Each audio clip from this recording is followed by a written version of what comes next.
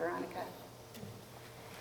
Our reading today is from Frederick Buechner's biography, The Sacred Journey, or his autobiography.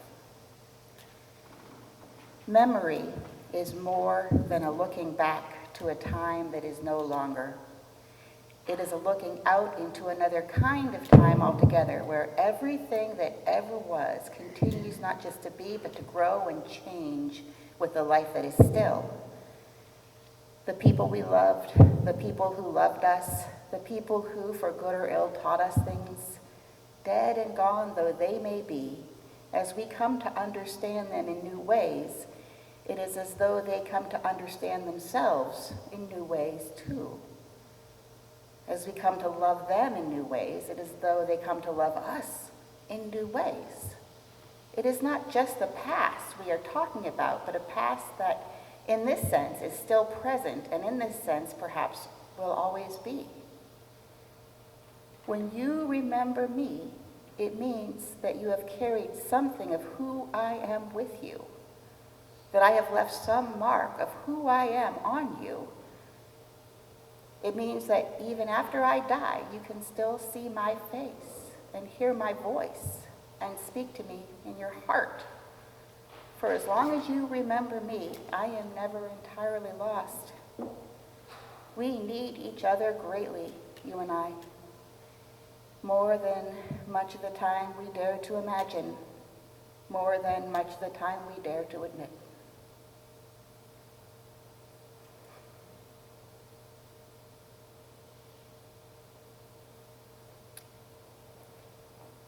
Each week we collect an offering to support the good work of this church. Your contribution today supports the ministries of the congregation, maintains our sanctuary, and helps us stay tall for religious freedom and a beacon of love and hope in the community.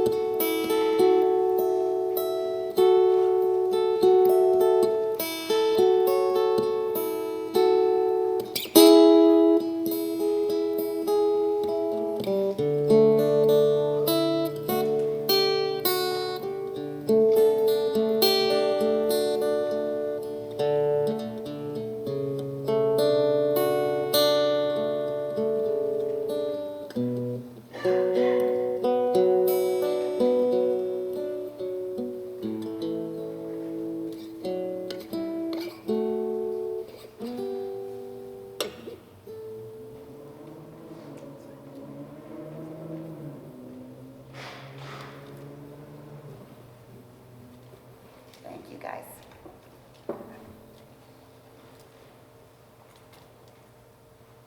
All right, before I begin my message this week, I just want to check in on a feeling. Okay? Please raise your hand if you believe in gravity. Gravity. Yeah. All right. No one has seen it, but here we are, not floating away, right? Okay, raise your hand if you believe in love.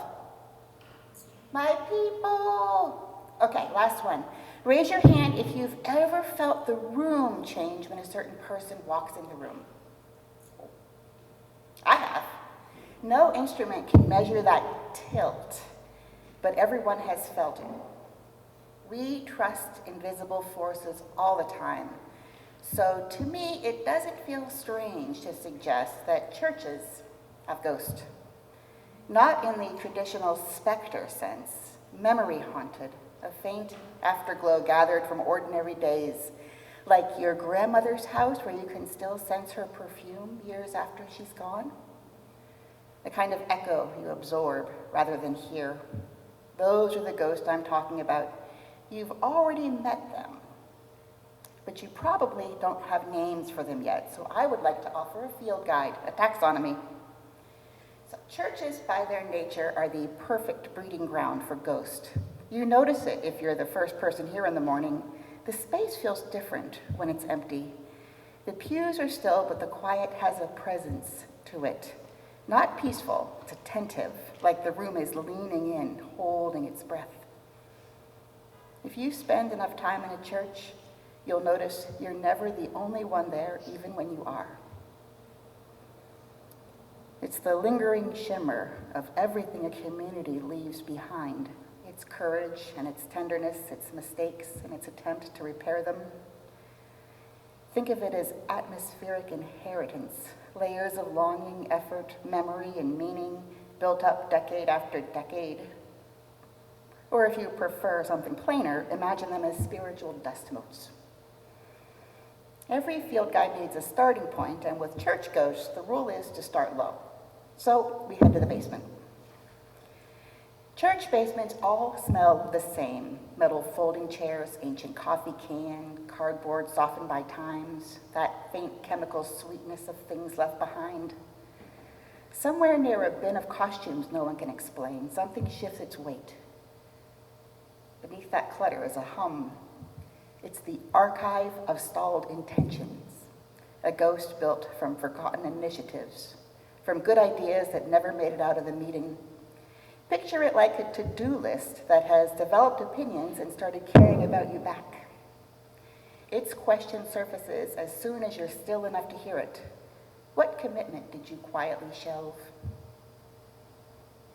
Move towards the folding tables, another presence sidles up, the lurker of lost covenants. It's curious and a little playful. It asks, remember when you said listen deeply? Want to try that again? These basement dwellers are the ghost of what we abandoned, promises we slipped into the pocket of an old winter coat and forgot. The archive keeps the ledger, and the lurker asks if we're ready to call our intentions back from storage. Time to climb the stairs. The air changes in stairwells. Everybody knows this.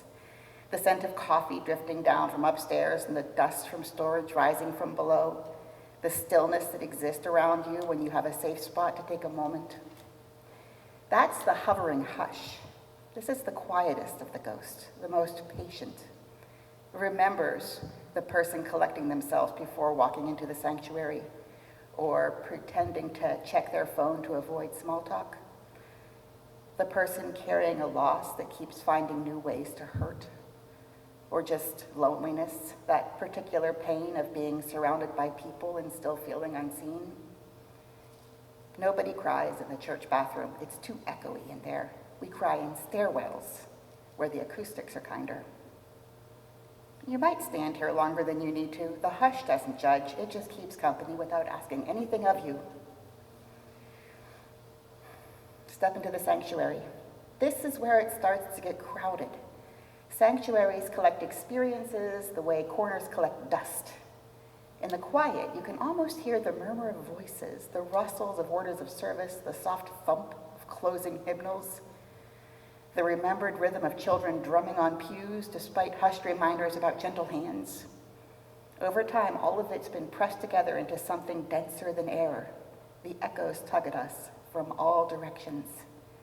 Near the pulpit floats the ghost of the first courageous testimony, the shadow of a moment when somebody said something true and necessary, something that made everyone in the room suddenly look at their shoes and then get very interested in what happened next. That moment carved a little hollow in the air. Every brave soul since then has stepped into that same hollow, steadied by its shape. Courage is contagious. The ghost voice is soft but insistent. Say it. Say the thing that matters. Somebody needs it. Maybe you most of all. Look up. The covenant bat is roosting. It's stitched together from communal promises. Listen, forgive. Assume good intent. Speak the truth. Stay through conflict. It's a clever creature. Whenever someone says, we've always done it that way, the bat gets twitchy. It's heard that too many times. When tension rises, it quivers, gauging whether things are about to break apart or break open. It squeaks a tiny prophecy. Choose truth, not comfort. The next one is almost invisible, unless you know to look. The chalice spider in the chancel, spinning its web that ties your story to mine, your grief to someone's tenderness, your doubt to someone's wisdom. You're already tangled in the silk. Now the spider and the bat work together, one weaving connection while the other watches over our commitments, one mending what the other reveals needs to be repaired. High above the pulpit, the ember of unasked questions glows, steady and watchful, orange hot at the center. It hungers for questions we're afraid to ask, the ones with teeth, about power, money, race, silence, history. What is the cost of harmony? Who's paying it? This presence, wait for the moment, somebody says, there's something we haven't talked about. When this happens, the ember blazes. The sanctuary holds all these ghosts at once. Testimony, covenant, connection, challenge, they layer over each other like voices in a round. Time to move down the hall. As we get to the religious education wing, the air feels unrulier, more scattered, more alive, and maybe a little bit sticky. This is the realm of the keeper of holy chaos, a benevolent whirlwind. It has however many arms the snack situation requires. Adults adore tidy plans. The keeper thrives on interruptions, tangents, improvisations. That's where transformation lives. Blessed be the children who derail us. Lounging across the bead bang in the corner is the repository of mischief, the friendly poltergeist that laughs when kids lob theological zingers like, if love is the spirit of this church, what's hate the spirit of? Children poke at contradictions like loose teeth. They see what adults have trained themselves to ignore.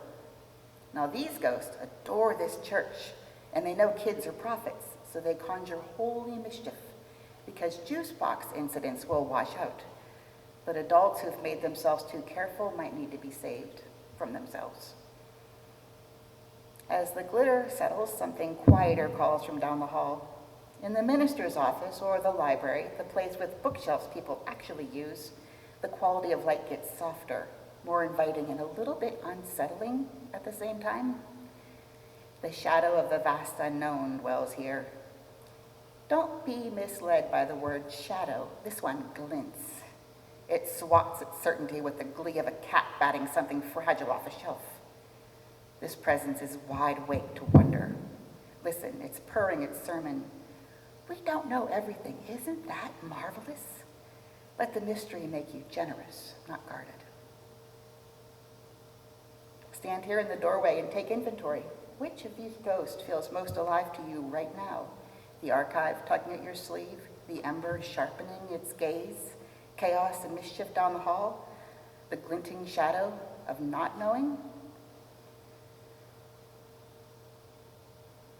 Now let's climb to the highest point, the bell tower, or the rooftop, or whatever passage leads to this congregation's highest imagination, up the creaky stairs.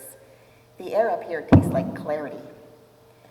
This is the home of the mightiest ghost, the assembly of the witnesses, the collected remembrances of our ancestors, the builders, the ones who stayed late to wash dishes, the ones who stood up to injustice because their conscience left them no choice, caretakers, troublemakers, dreamers, ordinary people mostly, like us, the ones who planted trees whose shade we now enjoy.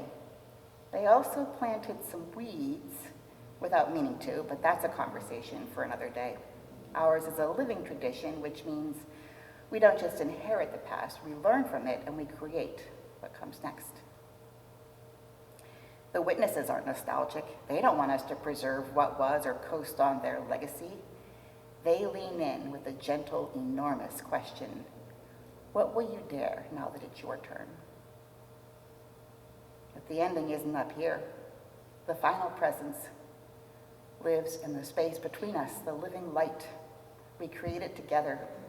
It's fragile, ferocious, and right now it's entirely ours. The living light isn't a memory of what was, but the possibility of what we might become. It draws on every ghost, courage from the first testimony, accountability from the archive, connection from the chalice spider, challenge from the ember, play from the repository, humility from the shadow, vision from the witnesses. So, for a moment, stand in the sanctuary of your imagination. The hush has a hand on your back. The covenant bat is circling overhead. The witnesses are humming encouragement. The living lights in your chest, pulsing with possibility. Here's what these ghosts hope for us. Name your unfinished business. Not all of it, one thing. That's enough. Ask the unasked question. Someone has to. Might as well be you. Your courage will give somebody else permission. Trust the chaos.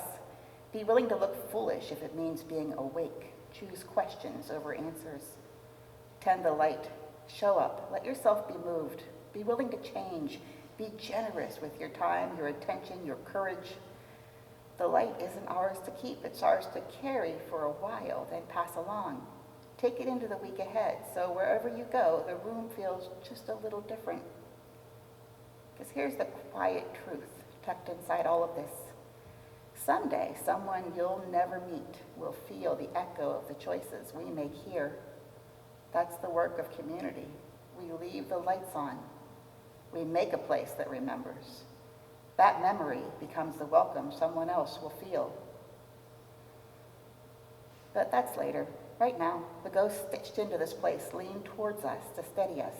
They're rooting fiercely and fondly for the people we are still becoming. May it be so.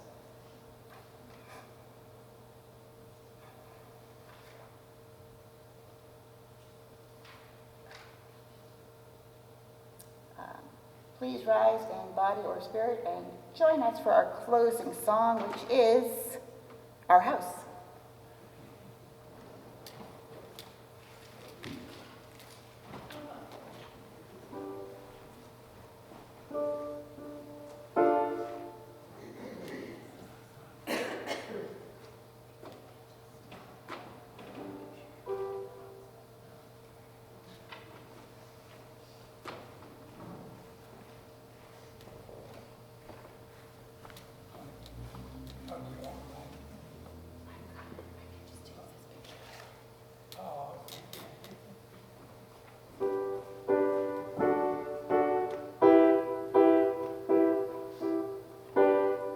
Before Tom gets fully started, I just wanted to share the song actually this morning is Love, Love, Love by the Beatles. All you need is love, okay? We have a shift.